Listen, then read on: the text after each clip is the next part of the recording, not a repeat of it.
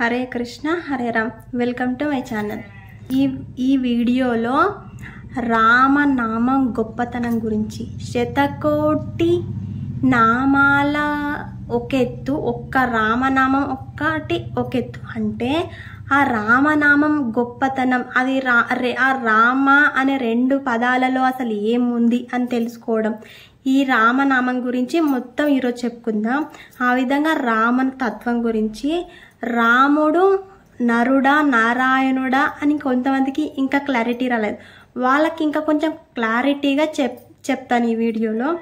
మళ్ళీ రాముని బాల్యం, ఈ 4 విషయాలు కూడా ఈ వీడియోలో చెప్పుకుందాం. ఇప్పుడు దశరథ మహారాజు పాయసాన్ని ఎందుకు ఆ విధంగా పంచాడు, 3 పత్నులకు కూడా సమానంగా పంచొచ్చు కదా అని చెప్పేసి మీరు అడగొచ్చు. అయితే ఇప్పుడు 3 పత్నులు సమానం కాదు, వాళ్ళిద్దరూ ఒకరు పెద్దవాళ్ళు చిన్నవాళ్ళు, వాళ్ళ కొద్ది చిన్నవాళ్ళు. అంటే ఇప్పుడు పెద్దవాళ్ళకు ఎక్కువ రావాలి, అంత కొద్ది చిన్న వాళ్ళకి వాళ్ళకు వచ్చేది వాళ్ళకి రావాలి, చిన్న వాళ్ళకి వాళ్ళకు వచ్చేది వాళ్ళకి రావాలి. కానీ సమానమని కాదు. ఇప్పుడు పెద్దవాళ్ళు అన్నప్పుడు వాళ్ళకంటూ పెద్ద బాధ్యతలు ఉంటాయి, వాళ్ళకు చిన్న వాళ్ళంటే వాళ్ళకంటూ ఒక బాధ్యతలు ఉంటాయి, చిన్న వాళ్ళన్నప్పుడు వాళ్ళకి తక్కువ బాధ్యతలు ఉండొచ్చు. ఈ విధంగానే దశరథుడు ధర్మాత్ముడు కాబట్టి, కౌశల్య పెద్దది కాబట్టి ఆమె సగభాగాన్ని పాయసం ఇస్తాడనమాట. ఆమె కొద్దీ వాళ్ళిద్దరికి సమానం ఇవ్వకుండా సుమిత్రకి ఇంకా కొంచెం ఎక్కువ ఇస్తాడనమాట. 2 సార్లు ఇస్తాడు, పెద్ద సగం ఇస్తాడు, మళ్ళీ చిన్న సగం ఇస్తాడు. ఆ విధంగానే కైకేయికి ఒక సగం ఇస్తాడనమాట. ఈ విధంగా దశరథ ధర్మాత్ముడు కాబట్టి 3 పత్నులకు కూడా సమాన న్యాయం ధర్మం చేస్తాడనమాట. ఈ విధంగా ఇప్పుడు రాముడు పుట్టినప్పుడు వాతావరణం ఏ విధంగా ఉంది అంటే, రాముడు పుట్టినప్పుడు దేవతలు పుష్పవృష్టి కురిపించారనమాట. గంధర్వులు గానం చేశారు. ఆ విధంగానే అప్సరసలు కూడా నాట్యం చేశారంట ఒక ఆనందంతో. మళ్ళీ దేవదుందుబులు మ్రోగి అనమాట. ఆయన పుట్టినప్పుడు దేవదుందుబులు మోగి, ఆ శబ్దం అనేది మనకు వినిపించది, కానీ ఒక యోగులు ఋషులు వాళ్లకు వినిపిస్తుంది అనమాట ఆ దేవదుందుబులు మోగిన శబ్దం. ఆ విధంగానే భూమి ఒక మంచి ఒక పరిమళమైన వాసనని ఇచ్చిందనమాట రాముడు పుట్టిన ఆనందంతో. నదులు పొంగాయి, మేఘాలు గర్జించాయి, ఒక పర్వతాలు కూడా ఆనందంతో ఉన్నాయన్నమాట. రాముడు పుట్టిన ఆనందంతో ప్రపంచం మొత్తం కూడా బ్రహ్మానందం పొందిందనమాట. ఈ విధంగా ఉండగా దశరథ మహారాజు ఎంతో సంతోషంతో, రాముడు పుట్టిన సంతోషంతో ఉత్సవాలు చేసాడు. ఆ ఉత్సవాలు చేశాడనమాట. చేస్తే అందులో అయోధ్య నగరం అనేది ఎంత రంగరంగ వైభవంగా ఉందన్నమాట రాముడు పుట్టిన ఆ క్షణాలలో. ఆ విధంగా ఉండగా అందరికీ రాముడు పుట్టిన ఆనందంతో బ్రాహ్మణులకు గోవులు, ఎవరికి ఏది కావాలో కూడా అందరికీ దానాలు చేశాడనమాట దశరథ మహారాజు. ఈ విధంగా ఉండగా దశరథ మహారాజు 11వ రోజు రామునికి నామకరణం చేశాడనమాట. ఆ రోజు ఆ నామం ఎంత గొప్పది అనేసి మనం ఈరోజు తెలుసుకుందాం. 11వ రోజు నామకరణం చేసే వశిష్ఠుడు ఎంతో పరవశంతో నామకరణం చేస్తుండనమాట. ఇప్పుడు తల్లిదండ్రులకి పిల్లలకి పేర్లు పెట్టినప్పుడు ఆనందం ఉంటుంది, కానీ ఇక్కడ వశిష్ఠుడు ఎక్కువ ఆనందపడుతుందనమాట ఆ నామం పెడుతున్న ఆ స్వామికి పెట్టేటప్పుడు. అయితే ఆ నామం గొప్పతనం ఎలాంటిదన్నా ఒక త్యాగరాజు ఒక కీర్తనలు ఉంటుంది, నీకు పేరు పెట్టి పెంచిన వారెవరో వారు ఎంత ధన్యులో అని చెప్పేసి, నిన్ను పెంచే యోగం, నీకు పేరు పెట్టే భాగ్యం వాళ్ళకి రావచ్చు అని చెప్పేసి త్యాగరాజు అంటాడు అనమాట.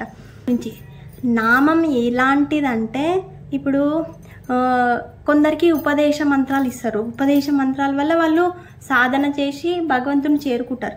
కానీ నామానికి ఎటువంటి ఉపదేశాలు అవసరం లేదు, ఎటువంటి నియమాలు అవసరం లేదు. నువ్వు నిరంతరం కూడా రామ అనే నామం ఎప్పుడైనా కూడా నువ్వు జపించడం వల్ల నువ్వు ఈ జీవితాన్ని ఒక సుఖమయంగా ఉంచుకోవడమే కాదు, మోక్షం అనే ఫలం కూడా నీకు అందుతుంది అని చెప్పేసి శాస్త్రాలు చెప్తున్నాయి అనమాట. వేదం చెప్తుంది రామనామం గొప్పతనం గురించి. శతకోటి నామాలు ఒక ఎత్తు, ఒక్క రామనామం ఒక ఎత్తు అనే ఒక్క ఎత్తు అని వేదం చెప్తుంది. యజుర్వేదం మొత్తం మంత్రశాస్త్రం ఉంటుంది అనమాట. అలాంటి మంత్రశాస్త్రం ఏమంటుందంటే శతకోటి నామాలు ఒక ఎత్తు, రామనామం ఒక ఎత్తు అని చెప్పేసి. అంటే వేదాలలోని సారం మొత్తం కూడా తారకనామం అని చెప్పేసి త్యాగరాజు అంటాడు అనమాట. అలాంటి ఇప్పుడు సారం అంటే ఇప్పుడు మనకి మొత్తం మనం పని చేసిన తర్వాత ఒక సారం వస్తుంది చూసినా, అలాంటి సారవంతమైన నామం అనేది ఈ నామం అనమాట, రామ అనే నామం. ఇప్పుడు రామనామం మన పెద్దలు ఏ విధంగా అలవాటు చేసిన మన జీవన విధానంలో అంటే, మనకి ఏదన్నా బాధ తట్టుకోలేనంత బాధ వచ్చినప్పుడు, ఆనందం వచ్చినప్పుడు, దగ్గినప్పుడు, తుమ్మినప్పుడు ప్రతి దానికి కూడా రామ రామ రామ అని ఎందుకు అనమని చెప్పిరంటే, ఇప్పుడు నువ్వు ఏదన్నా నీ లోపల ఒక ప్రకంపన వస్తుంది, ప్రకంపన వచ్చినప్పుడల్లా నువ్వు రామ రామ అన్నప్పుడు నువ్వు నీ ప్రాణం ఊపిరి పోయే క్షణంలో అవి విపరీతమైన ప్రకంపన వల్ల నువ్వు తట్టుకోలేంత స్థితి ఉంటుందన్నమాట. ఆ టైంలో నీకు అదృష్టవశాత్తు నువ్వు అప్పుడు రామ అని అన్నావనుకో, అప్పుడు నీ జన్మ ధన్యమవుతుంది అని చెప్పేసి మన పెద్దవాళ్ళు కూడా మనకి మన జీవన విధానంలో ప్రతి విషయం కూడా రామ రామ అని చెప్పేసి మనకి నేర్పించారనమాట. రామనామం ఎలా పని చేస్తుంది అంటే, ఇప్పుడు ఎవరైనా పడుకొని ఉన్నప్పుడు వాళ్ళని పేరు పెట్టి పిలిచి లేవు అంటే ఇప్పుడు వాళ్ళ పేరు శివ అనుకోండి, శివ లేవు అంటే వాళ్ళు లేస్తారు. పేరు పెట్టి పిలిచినప్పుడు నన్నే లేపుతురు, నా పేరు ఇది అని చెప్పేసి వాళ్ళు లేస్తారు అనమాట.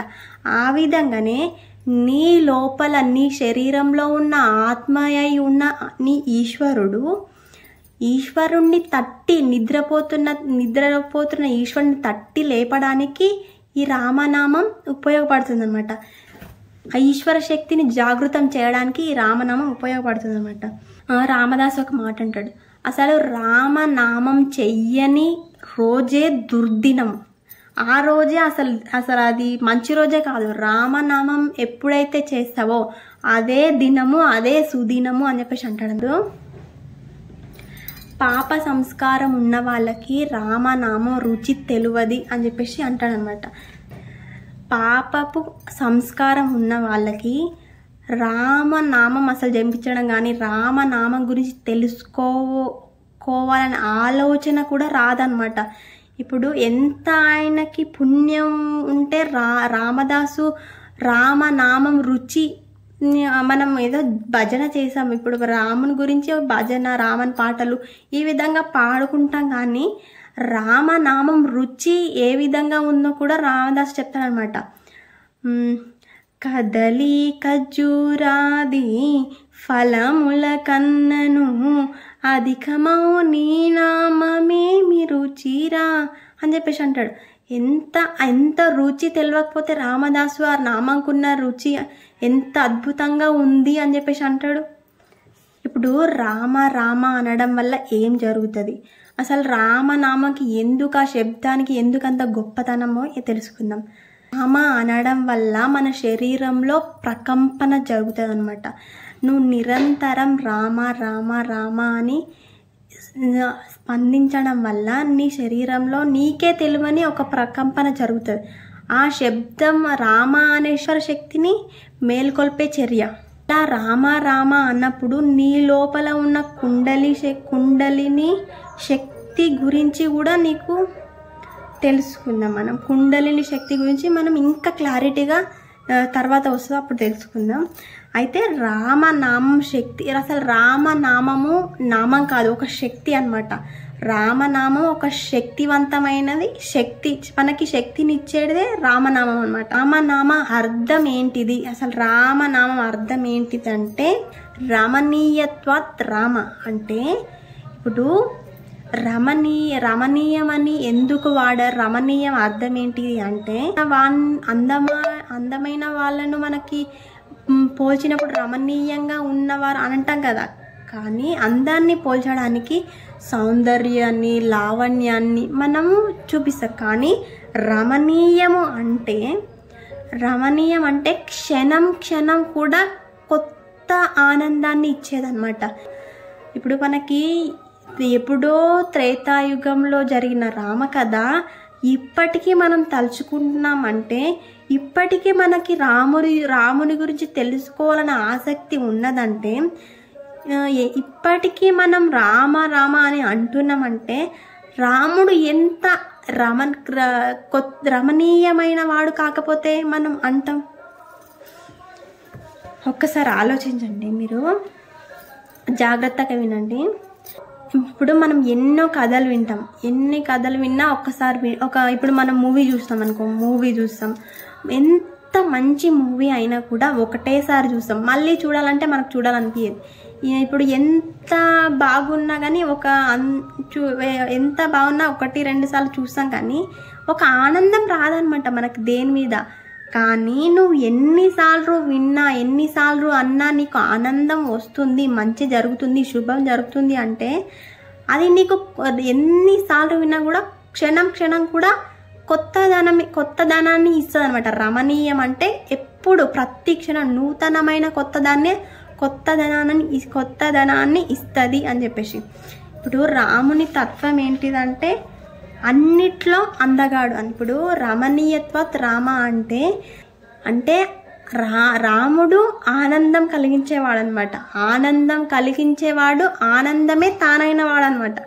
ఇప్పుడు సూర్యుడు వెలుగు ఉంది, వెలుగు మనకి ఇస్తుండు, కానీ సూర్యునికి వెలుగు ఎడికెళ్ళి వస్తుంది, తన నుండే వస్తుంది కదా. ఆ విధంగా అనమాట. అంటే ఆనందం అనేది ఎక్కడుంది? రామునిలో ఉంది కాబట్టి మనం అసలు రాముని కథ ఎన్నిసార్లు విన్నా కూడా మనకి ఒక ఆనందం మాత్రమే వస్తుంది, విసుగు రాదు. ఎప్పుడు విసుగు, అసూయ అలాంటివి ఉన్నాయి, ఎప్పుడు ఉన్నా ఎన్నిసార్లు విన్నా కూడా ఆనందమే వస్తుంది.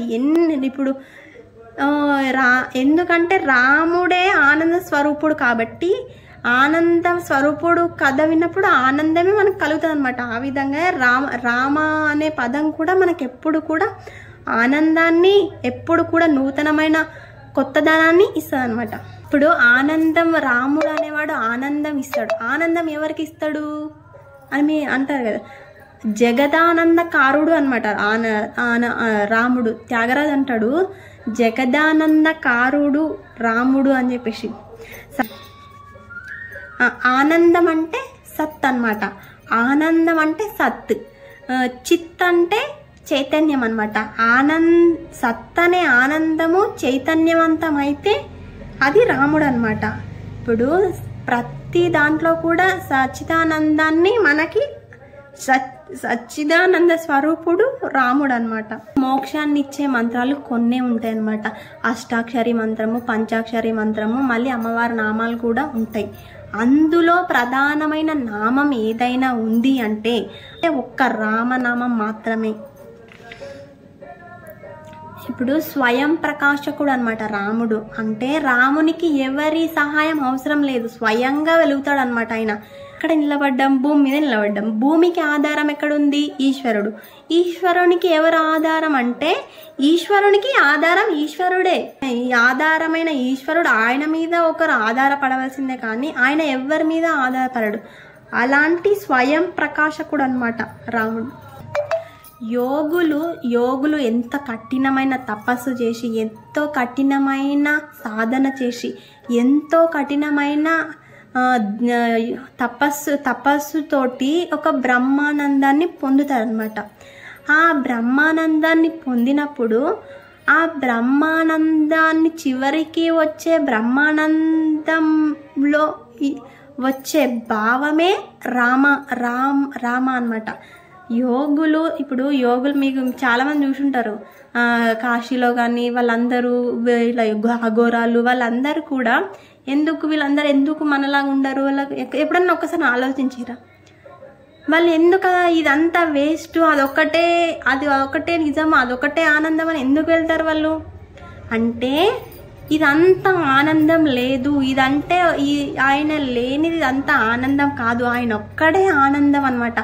ఆనందం అంటే ఆయన రాముడు ఎలాంటి ఆనందం ఇస్తాడు అని చెప్పేసి ఇప్పుడు యోగులు బ్రహ్మానందాన్ని పొందుతారు కదా, ఆ బ్రహ్మానందం ఎలాంటిది అంటే శుద్ధమైన బ్రహ్మానందం అన్నమాట. ఇప్పుడు నారదుడు ఒక మాట అంటాడు, శుద్ధ బ్రహ్మ పరాత్పర రామ్ అని చెప్పేసి.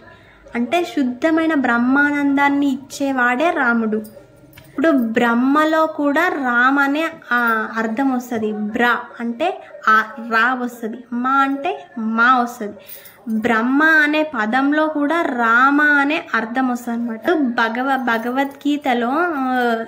భగవద్గీతలో కృష్ణుడు విశ్వరూపాన్ని చూపించినప్పుడు అర్జునుడు, నీ విశ్వరూపాన్ని నేను చూడలేకపోతున్నా, నేను అసలు నీ తేజస్సును నేను చూడలేకపోతున్నా అని చెప్పేసి అంటే, నువ్వు చూసే ఈ తేజస్సును నువ్వు చూడలేకపోతే నువ్వు చూసే తేజస్సులో అన్నిట్లో కూడా నేను ఉన్నాను కదా అని చెప్పేసి అంటాడు. అంటే ఈ ప్రపంచంలో అసలు తేజవంతమైన ఏంటి? సూర్యుడు, చంద్రుడు, అగ్ని అన్నమాట.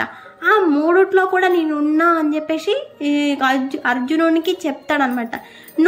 నీకు కనిపించే వాటిల్లో కూడా నేనే ఉన్నా అని చెప్పేసి అర్జునుడికి చెప్తాడు. ఆ విధంగానే ఇప్పుడు సూర్యుడు, చంద్రుడు, అగ్నిలో ఇవన్నీ లేకపోతే మన బ్రతుకు అనేది లేదు కదా. ఆ విధంగానే సూర్యుడు, చంద్రుని, అగ్నిలో నేనే ఉన్నా, నా శక్తే ఉంది అని చెప్పేసి చెప్తాడు కదా. అయితే ఆ సూర్యుడు, అగ్ని, చంద్రుడు ఈ రామలో ఉన్నాయన్నమాట. అసలు ఈ రామలో ఆ మూడు ఏ విధంగా ఉన్నాయో మనం తెలుసుకుందాం. ఇప్పుడు రా మా అంటే రా ఒక అక్షరం. రా అక్షరానికి అగ్ని బీజం అన్నమాట. అగ్ని బీజం. ఆ పలుకుతుంది కదా, ఆ అక్షరానికి సూర్య బీజం. మళ్ళీ మా అక్షరానికి చంద్రుడు అధిదేవత అనమాట. అంటే రామ అనే పదంలో మనకి ఏమని అర్థం వస్తుందంటే, అగ్ని, సూర్యుడు, చంద్రుడు వీటన్నిటిలో ఉన్న శక్తి రామ అనే పదంలో ఉంది అని చెప్పేసి. మనస వాచ కర్మణ. ఇప్పుడు మనం చేసే పనులన్నిటికీ అధిదేవత ఎవరు? సూర్యుడు. ఇప్పుడు సూర్యుడు వెలుగుంటేనే కదా మనం ఏదైనా పని చేస్తాం. ఆ అధిదేవత అన్నిటికీ సూర్యుడు అధిదేవత అనమాట. సూర్యునికి మళ్ళీ మాటకి, నోటికి అధిదేవత ఎవరు? అగ్నికి అగ్ని. మనసుకి అధిదేవత ఎవరు?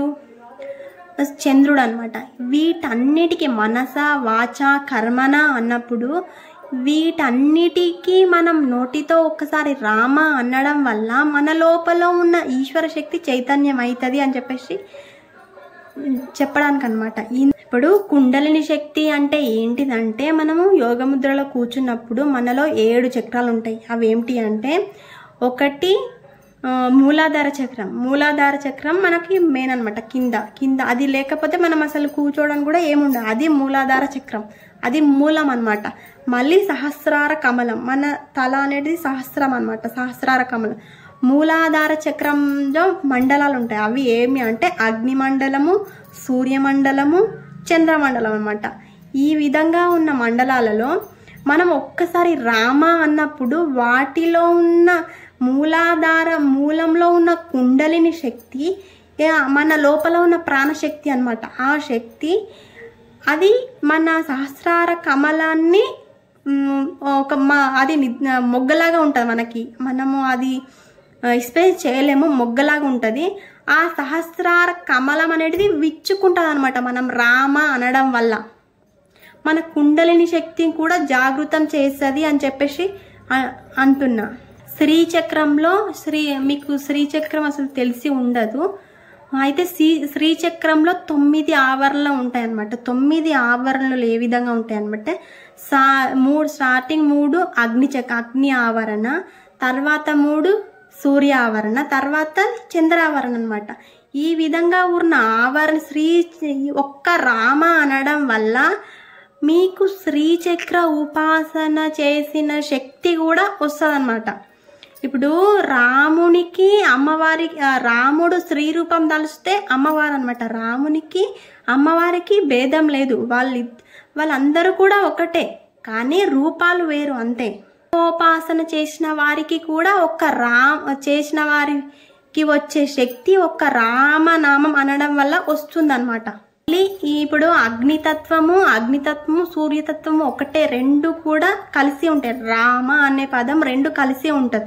రా అక్షరము ఆ అక్షరం రెండు కూడా కలిసి ఉంటుంది. ఎందుకంటే రా అనే పదము అగ్నితత్వం అన్నమాట. అది సూర్యుడు వేడినిస్తుంది, అగ్ని కూడా వేడినిస్తుంది.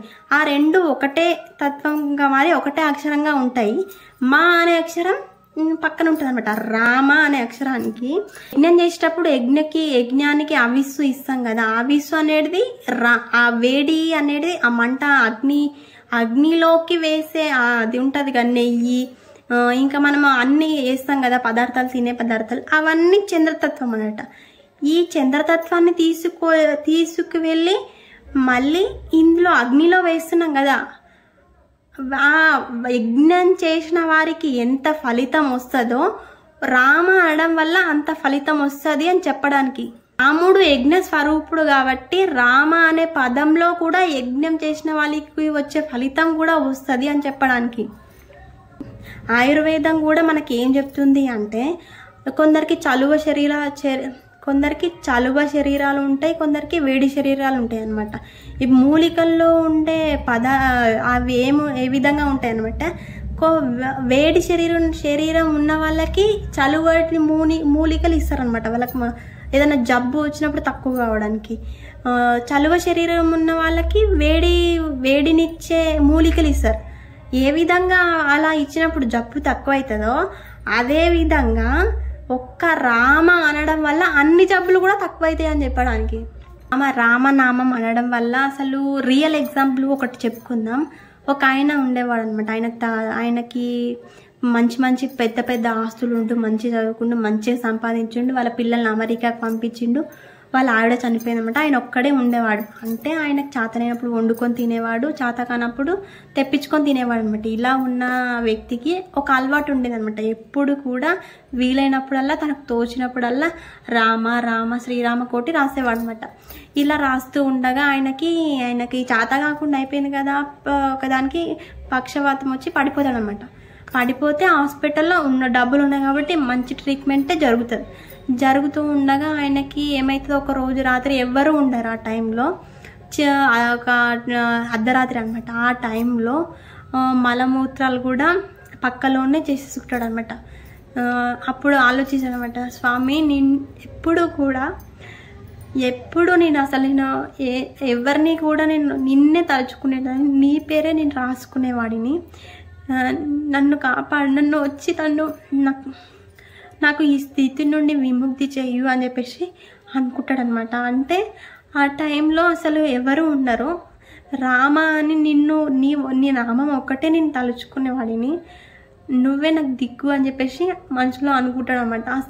అనుకుంటే అప్పుడు ఆ టైంలో ఇద్దరు వస్తారనమాట. ఇద్దరు వచ్చి ఆయన మంచిగా మాట్లాడుతారు. మర్యాదతో మాట్లాడిన తర్వాత ఆయన ఆ పక్కలో ఉన్న అంతా క్లీన్ చేస్తారనమాట.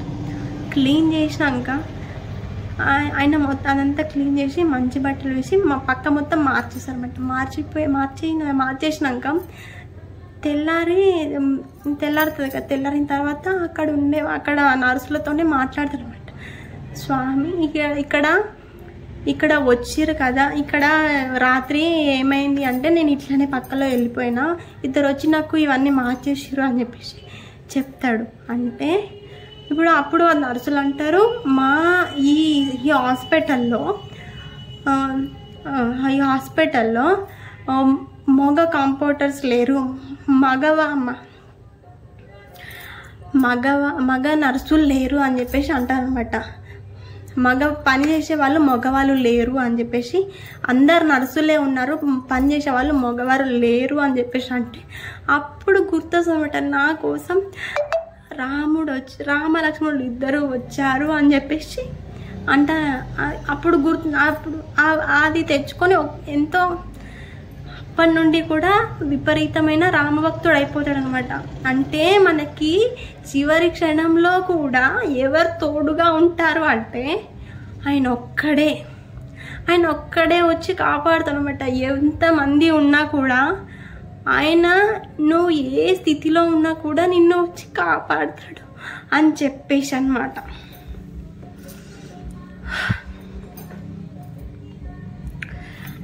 ఆ విధంగా వచ్చి ఆయన రామలక్ష్మణుడు రాగానే అప్పటి నుండి కూడా ఎంతో రామభక్తుడు అయిపోతాడు అనమాట.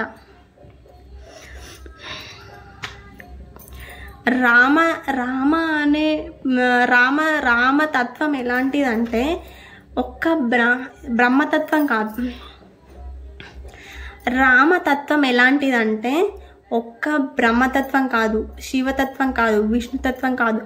బ్రహ్మ శివ విష్ణువులు ఒక్కటైతే రాముడు అన్నమాట. రామునిలో బ్రహ్మ విష్ణు తత్వాలు, ముగ్గురి తత్వాలు కూడా ఉంటాయన్నమాట. ఒక్క విష్ణుతత్వమే కాకుండా శివతత్వము బ్రహ్మతత్వం కూడా ఉంటాయి రామునిలో అని చెప్పేసి మనకి శాస్త్రాలు చెప్తున్నాయి అన్నమాట.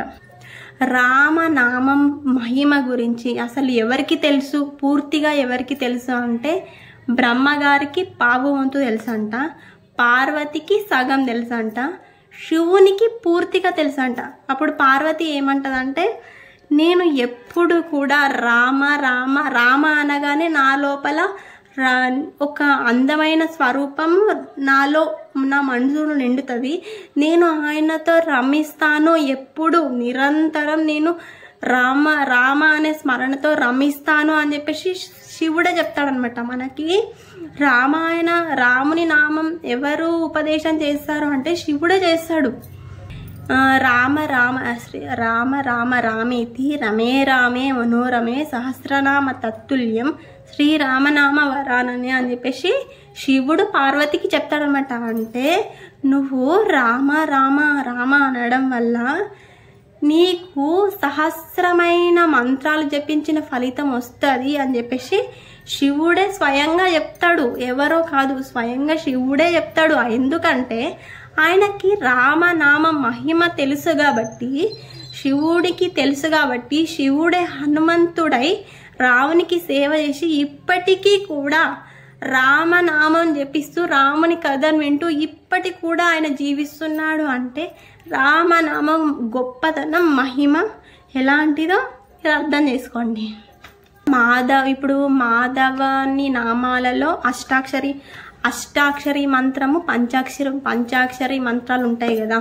ఇప్పుడు అష్టాక్షరి మంత్రము ఓం నమో నారాయణాయ అని చెప్పేసి, పంచాక్షరి మంత్రము ఓం నమ శివాయ అని చెప్పేసి. ఇప్పుడు నారాయణలో రా తీసేయండి. రా తీసేస్తే ఏమని వస్తుంది? నారాయణ అంటే అన్నిటికీ ఆధారమైన వాడు కదా, అన్నిటికీ దిక్కైన వాడు అని కదా. ఇప్పుడు రా తీసేస్తే దిక్కు కానివాడు అని చెప్పేసి అర్థం వస్తుంది అనమాట. అంటే అక్కడ రా అనేది జీవాక్షరం అనమాట, జీవాక్షరం. ఇప్పుడు నమ శివాయలో మీరు మా తీసేయండి, నశివాయ అని చెప్పేసి అంటే శుభమి కానివాడు.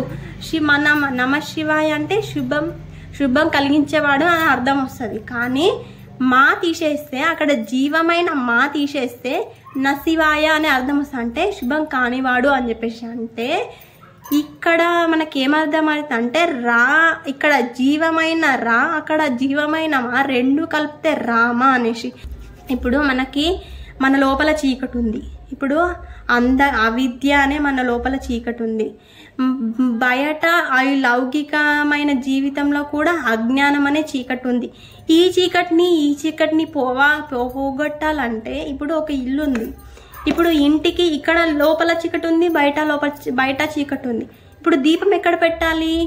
ద్వారం దగ్గర పెట్టాలన్నమాట. అంటే మన జీవితానికి మనం జీవితాన్ని వెలిగించుకోవాలి. ఈ అజ్ఞానాన్ని, ఈ అవిద్యని ఎక్కడ పోగొట్టాలంటే మన నోటి దగ్గర రామ అనే నామం స్మరించడం వల్ల ఈ అంధకారం అనే చీకటి పోతుందన్నమాట. ఇక్కడ తులసిదాస్ చెప్తాడనమాట, ఇక్కడ నువ్వు రామనామం అనే దీపం పెడితే నీ అజ్ఞానము అవిద్య కూడా పోతాయి అని చెప్పేసి చెప్తాడు. రామదాస్ ఇంకొక మాట అంటాడు అనమాట. ఏమంటాడంటే, ఇప్పుడు రా అనేది ఒక అగ్ని, సూర్యుడు రెండు కూడా అగ్నితత్వం కదా. ఈ రా అనడం వల్ల మనలో ఉన్న పాపాలు మొత్తం కూడా బయటకు వస్తాయి అన్నమాట. ఆ రా అనడం వల్ల, మా అనడం వల్ల పాపాలు పోతాయి, మళ్ళీ రావు అన్నమాట. అది మా అనేది అమృత బీజము, రా అనేది అగ్ని బీజం అనమాట. ఈ అగ్ని బీజము అనడం వల్ల పాపాలు బయటకు వచ్చి మా బీజం అనడం వల్ల పాపాలు పోతాయి అన్నమాట. ఇప్పుడు రామనామం గురించి చెప్పుకున్నాం కదా. ఇప్పుడు రామనామం ఎప్పుడు జపించాలి, ఏ టైంకి జపించాలి అని కాదు, రూల్ ఏం లేదు. అద్దిపర్తి పద్మాకర్ గారు ఎప్పుడో ఒక చెప్తాడనమాట. తింటూ రామను తినిపిస్తూ రామను తినకున్న రామను రామ్ రామ్ రామ్, నవ్వుతూ రామను నవ్విస్తూ రామను నవ్వకున్న రామను రామ్ రామ్ రామ్, ఏడుస్తూ రామను ఏడిపిస్తూ రామను ఏడవకున్న రామను రామ్ రామ్ రామ్. అంటే ఇప్పుడు అంత బాగానే ఉంది, మరి ఏడ్చుకుంటూ ఏడిపిస్తూ అట్లా రామ అనడం తప్పు కదా అని చెప్పేసి మీరు అనొచ్చు. అంతుడు అక్కడ రాక్షసులని సీతమ్మని అశోకలంకలో ఉన్నప్పుడు రాక్షసులంకను మొత్తం తగలబెట్టేసినప్పుడు ఇప్పుడు వాళ్ళని ఏడిపిస్తూ రామ రామ అని చెప్పేసి ఆనందం పొందాడనమాట. ఇప్పుడు సీతమ్మ కూడా ఏడ్చుకుంటూ ఆమె ఎంత ఏడ్చిందో అంత ఏడ్చుకుంటూ కూడా రామ రామ రామ అని చెప్పేసి అన్నదంట. ఈ విధంగా మనం ఎగ్జాంపుల్ తీసుకోవచ్చు. ధర్మానికి ఎవరైతే అడ్డు వస్తారో వాళ్ళని ఏడ్పించడంలో తప్పు లేదు అన్నమాట. ఏడ్పించి కూడా మనం రామ అనొచ్చు, ఏడ్చుకుంటూ కూడా రామ అనొచ్చు అని చెప్పేసి మనకి హనుమంతుడు సీతమ్మనే చెప్తారు అనమాట. భగవద్గీతలో ఒక ఎగ్జాంపుల్ ఉంటుంది. ఒక పతివ్రత అయిన స్త్రీ, ఆమె నిరంతరం కూడా వాళ్ళ ఆయన ఎక్కడో దూరం నుండి పనిచేస్తాడు. ఎన్నో రోజుల నుండి ఎంతో ప్రేమ నింపుకున్న వాళ్ళ ఆవిడ ఒక దగ్గర పనిచేస్తూ ఉంటుంది అనమాట. ఒక దగ్గర పని చేస్తూ ఉంటే మనసు మొత్తం కూడా వాళ్ళ ఆయన ఈరోజు వస్తాడు అనమాట. అయితే మా ఆయన వస్తాడు ఇవి చేయాలి అవి చేయాలని చెప్పేసి అక్కడ పని చేస్తుంది, అన్ని పనులు కూడా చేస్తున్నా కానీ మనసు మాత్రం వాళ్ళ ఆయన మీద పెట్టింది అనమాట. ఈ విధంగా మనం కూడా మన మనసుని రాముని మీద పెట్టాలి ప్రతి పనిలో కూడా అని చెప్పేసి ఈ ఎగ్జాంపుల్. మనము ఆమె అక్కడ మొత్తం అన్ని పనులు చేస్తుంది, ఏదో అట్లా ఇట్లా వేస్తలేదు, సవ్యంగానే వేస్తుంది. ఎందుకంటే ఇప్పుడు నేను సరిగ్గా చేయలేను అనుకో, సరిగ్గా చేయకపోతే మళ్ళీ చేపిస్తుంది. ఆమె చేపిస్తే మళ్ళీ నేను కొంచెం టైం వేస్ట్ అవుతుంది మా ఆయనను చేరుకోవడానికి. ఇప్పుడు కరెక్ట్ చేయాలి, ఇప్పుడు మా ఆయనను చేరుకోవాలంటే అని చెప్పేసి ఆడ మొత్తం పని కూడా మొత్తం సవ్యంగా చేస్తుంది అనమాట. వాళ్ళ ఆయన ఇప్పుడు వస్తాడు, వాళ్ళ ఆనందంతో వాళ్ళ ఆయనని ఇప్పుడు కలుసుకోవాలని చెప్పేసి ఆనందం ఇక్కడ పని కూడా మొత్తం పూర్తిగా చేస్తుంది. అక్కడ మనసు మాత్రం అక్కడ ఉంటుంది అనమాట. ఈ విధంగానే మన జీవితంలో కూడా మనం పని కూడా కరెక్ట్ చేయాలి, మనసు కూడా భగవంతుని మీద పెట్టాలి అని చెప్పేసి. మా రాముడు నరుడా నారాయణుడా అని చెప్పేసి క్లారిటీ ఇస్తా. మానవులకి త్రేతాయుగంలో అసలు విలువనే లేదు. ఇప్పుడు రావణాసుడు అంటాడు వాళ్ళు తుచ్చ మానవులు అని చెప్పేసి తీసేశాడు అనమాట. ఇప్పుడు రావణుడు అంటే విడిచిపెట్టండి, వాడు ఎట్లయినా దుర్మార్గుడు, వాడు రాక్షసుడు అని అనుకుందాం. మళ్ళీ ఇక్కడ జనక మహారాజు అంటాడు అనమాట, వీళ్ళు ఎవరు అని చెప్పేసి అడిగినప్పుడు వీళ్ళు మానవులు అని చెప్పేసి చిన్న చూపు చూసాడు అనమాట. అంటే త్రేతాయుగం నాటికి పంది రూపం ఎత్తిన పందికైనా విలువ ఉంది కానీ మానవులకి లేదనమాట. మన మానవుల విలువ పెంచడానికి స్వయంగా రాముడే స్వయంగా అవతారం ఎత్తి ప్రతి దాంట్లో కూడా మనుషులు ఎలా బతకాలి, అసలు మానవుడు చేయలేని పని కూడా ఎప్పుడు రాముడు చేయలేడు. ఆయన ఏం తపస్సు చేయలేడు, ఆయనేమి మొత్తము ఆయన మాయ కూడా చేయలేడు, మాయలు చేసి కూడా ఏది కూడా చేయలేడు. మనుషులు ఏ విధంగా బ్రతకాలి అని చెప్పేసి ప్రతి ఆయన చేసి చూపించాడు అనమాట. ఇప్పుడు మీరు ఆయన దేవుడు కాబట్టి చేసిరు అలా అనకూడదు. ఎందుకంటే మనం చేసే పనులే నీకు ధర్మంగా బ్రతకడం చేతకానప్పుడు నువ్వు ఆ మాట అంటావు అనమాట.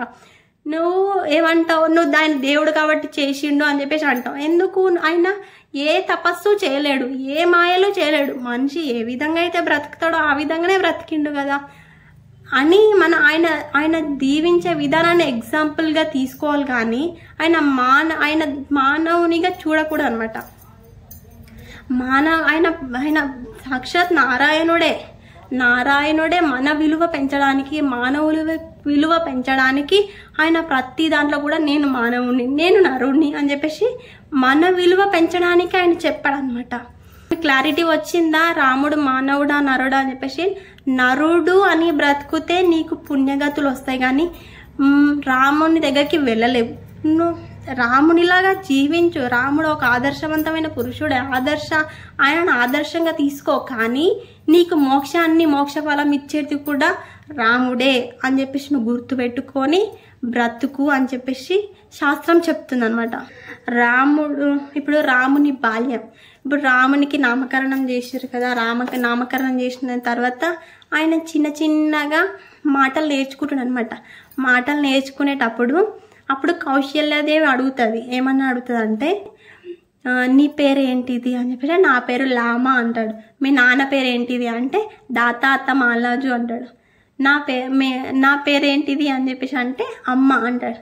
అమ్మ అంటే అమ్మ కాదు కౌశల్య అని చెప్పేసి అంటే, కౌశల్య అనడానికి రాదు కదా. కౌశల్య అనడానికి రాక కంటి నిండా నీళ్లు తెచ్చుకుంటాడు అనమాట రాముడు. నీళ్లు తెచ్చుకుంటే అప్పుడు వద్దొద్దు, నేను కౌశల్య కాదు, నేను అమ్మనే అని చెప్పేసి దగ్గర తీసుకుంటుంది అనమాట. మీరు బాలకృష్ణుడిని చూసారు, కానీ బాలరాముని ఎగ్జాంపుల్ అనమాట ఇది. మనం చిన్నప్పుడు ఎలా ఉంటామో స్వామి కూడా ఆ విధంగానే ఉన్నాడు అని చెప్పడానికి. మళ్ళీ మంచిగా వశిష్ఠుని దగ్గర అన్ని విద్యలు కూడా నేర్చుకుంటాడు. 15-16 సంవత్సరాల వరకు కూడా సకల విద్యలు నేర్చుకుంటాడు అనమాట. సకల విద్యలు నేర్చుకున్న రామునికి పెళ్లి చేద్దాము అని చెప్పేసి అనుకుంటారనమాట. అప్పుడు అనుకునే లోపు విశ్వామిత్రుడు వస్తాడు. ఆయన వచ్చిన తర్వాత ఏం జరుగుతుంది అని చెప్పేసి మనం తర్వాత వీడియోలో మాట్లాడుకుందాం. ఛానల్ని సబ్స్క్రైబ్ చేసి పెట్టుకోండి. రామాయణం మిస్ అవ్వకుండా చూడండి. మరిన్ని వీడియోస్ కోసం కామెంట్ చేయండి, లైక్ చేయండి. హరే కృష్ణ, హరే రామ్, జై శ్రీరామ్.